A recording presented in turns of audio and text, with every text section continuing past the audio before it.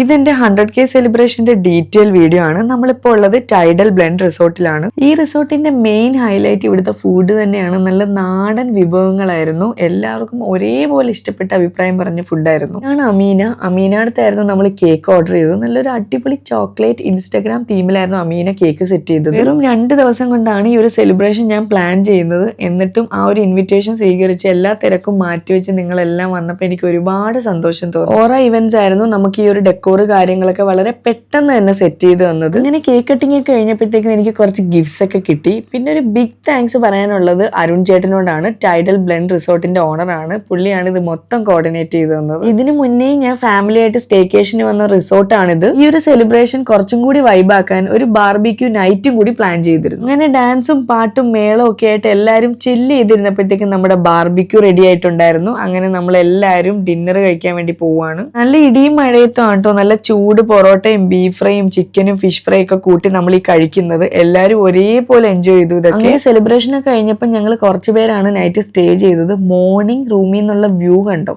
രാവിലെ എണീറ്റിട്ട് ഒരു ചായയൊക്കെ കുടിച്ച് ഡോൾഫിനെയൊക്കെ കണ്ടുകൊണ്ടാണ് നമ്മൾ ഈ ഒരു വൈബ് എൻജോയ് ചെയ്യുന്നത്. ഒരു റിസോർട്ടിന്റെ പേര് പോലെ തന്നെ തിരമാലകളായിട്ടൊരു ബ്ലെൻഡാണ് ടൈഡൽ ബ്ലെൻഡ് റിസോർട്ട് എന്ന് പറയുന്നത്. അങ്ങനെ നമ്മൾ ചായ കുടിച്ചു, നേരെ ബ്രേക്ക്ഫാസ്റ്റ് കഴിക്കാൻ വേണ്ടി പോയി. നിങ്ങൾ ഫാമിലി ഫ്രണ്ട്സ് ഒക്കെ ആയിട്ട് നല്ലൊരു സ്റ്റേക്കേഷൻ നോക്കുന്നുണ്ടെങ്കിൽ ടൈഡൽ ബ്ലെൻഡ് റിസോർട്ട് നല്ലൊരു ഓപ്ഷൻ ആണ്. കൊച്ചിയിൽ നിന്ന് വെറും 30 കിലോമീറ്റേഴ്സേ ഉള്ളൂ. ബൈറ്റ്സ് മീ റസി പർപ്പിൾ.